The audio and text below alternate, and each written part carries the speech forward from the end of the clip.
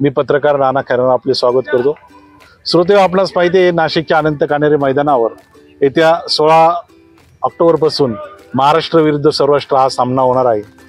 23 वर्षा आतील या सामन्याचे नाशिककरांना उत्कंठ लागली आहे आणि महाराष्ट्र संघाचे जलदगती गोलंदाजांचे प्रशिक्षक श्री अनुपम संकेलेच्या हे आपल्या स्टुडिओमध्ये दाखल झाले। आज आपण त्यांच्याशी गप्पा मारणार आहोत।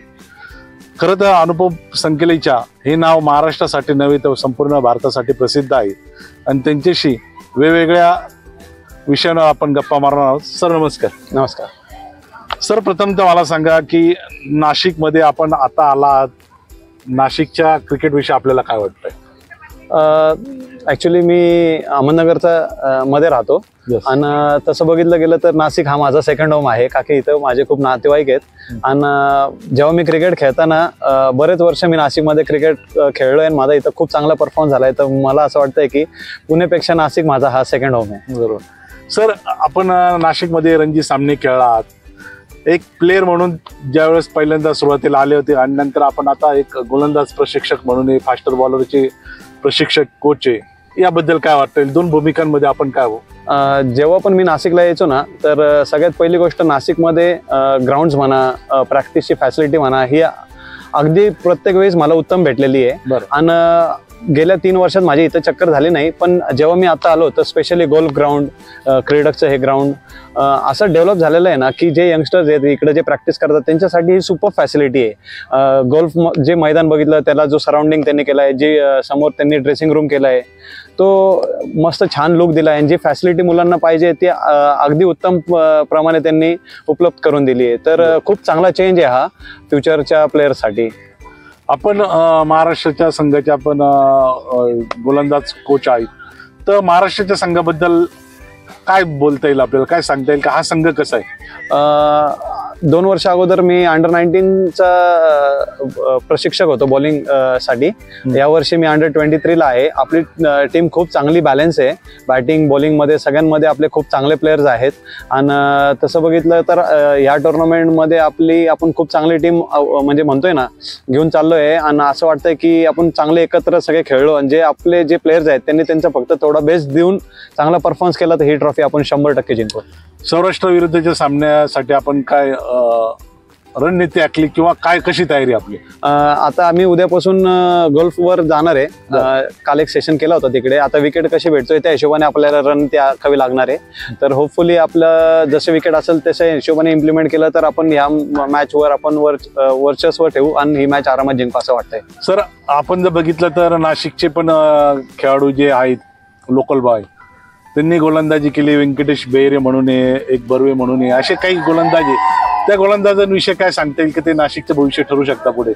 ऑब्व्हियसली नाशिकने ना याच्या अगोदर पण खूप मोठे मोठे खेळाडू दिले आहेत आणि आता जे यंगस्टर आहेत ते पण उल्लेखनीय आहेत की म्हणजे म्हणतो ना की त्यांच्याकडे बघून असं वाटतं की they are ready, 1 step away from playing state cricket. तर खूप चांगले यंगस्टर आहेत जे बॉलिंगला आम्हाला नेट बॉलर्स म्हणून आले होते, त्यांना बघून असं वाटतं की they are really good talent जे नाशिककडे आहे आणि फ्युचरमध्ये ते लवकरच स्टेट खेळतील असं माझी अपेक्षा आहे। सर, आपण म्हणताय की जलदगती गोलंदाज आपण कोच वगैरे सर्व आहे, पण आता जर बघितलं की जलदगती गोलंदाजांना बघितलं तर दुखापत जास्त होत असती, तर त्यासाठी त्यांनी काय करायला हवं? ॲक्च्युली कसं आहे, बॅट्समन असो, फिल्डर असो की बॉलर असो, त्यांचा एक वर्कलोड असतो की किती मॅचेस खेळतात, किती प्रॅक्टिस करतात। त्या हिशोबाने त्यांचं आहे ना थोडं स्ट्रेंथवर फोकस केलं पाहिजे, त्यांची फ्लेक्झिबिलिटी मोबिलिटीवर फोकस केलं पाहिजे, त्याचप्रमाणे त्यांनी त्यांच्या आहारवर पण फोकस केलं पाहिजे। हे त्यांनी जर बॅलन्स केलं ना तर दुखापत व्हायची शक्यता थोडी कमी असेल।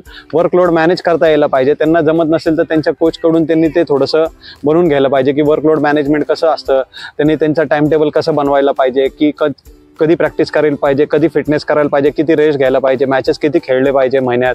तर तो लोड त्यांना एकदा कळायला लागला की मग दुखापत व्हायचे चान्सेस कमी असतात।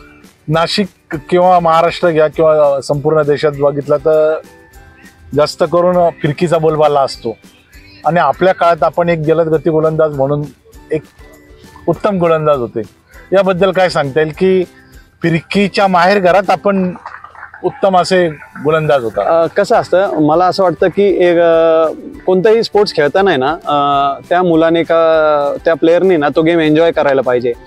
जेव्हा पण मी बॉलिंग टाकायचो ना, तर मी ॲज अ पेस बॉलिंग टाकताना मी त्या क्षणाला मी एन्जॉय करायचो, तर ती मला आवडत गेली आणि त्याप्रमाणे त्यात माझे स्किल डेव्हलप झाले.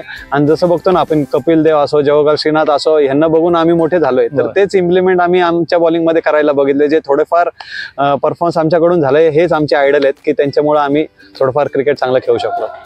आमचे नाशिकचे एक गोलंदाज होते सलील अंकोला. हा, तर त्यांच्यावर सलील अंकोला आपले आणखीन एक आता ते सध्या जळगावला आहे, सुयश बुरकुल. त्यांच्यावर आपली भागीदारी असायची बॉलिंग विषयीची. तो माझा बॉलिंग पार्टनर होता. अगदी म्हणतो ना की सॉलिड बॉलर होता. त्याची लाईन लेंथ, त्याचा स्विंग सॉलिड होता. माझा खूप चांगला बॉलिंग पार्टनर होता. खूप माझा चांगला मित्र पण आहे तो. And was a very good cricketer. Sir, आता आपल्याला अखेरचा एक प्रश्न की नाशिकच्या गोल्फमध्ये आता काय फरक वाटतोय का? जो अनंतर कारण आपण जेव्हा एक प्लेअर ॲज अ प्लेअर म्हणून आला होता त्यावेळेस आपल्याला ते मैदान कसं वाटत होतं, आणि आता आपण कोच म्हणून आलात त्यात काय बदल वाटतो? ज्या 3-4 वर्ष अगोदर जेव्हा मी आलो होतो तेव्हा मी बघितलं होतं की जे ड्रेसिंग रूम आहे ते खूप जुनं होतं. आउटफिल्डला कंपाऊंड वगैरे आता त्यांनी नवीन केलंय. आता नवीन त्यांनी चेंजिंग रूम केले आहेत. ती फॅसिलिटी खूप उत्तम आहे. आणि ज्या प्रकारे त्यांनी ग्राउंड मेंटेन केला आहे तो खरंच उल्लेखनीय आहे. तर तिथं खेळायला असं वाटतं की आपण नाशिकमध्ये नाही, कुठेतरी एकदम इंटरनॅशनल स्टेडियम सारख्या ठिकाणी खेळतो असं फील यायला लागलं आता. सर, तुम्ही आमच्याशी गप्पा मारलात त्याबद्दल धन्यवाद. धन्यवाद.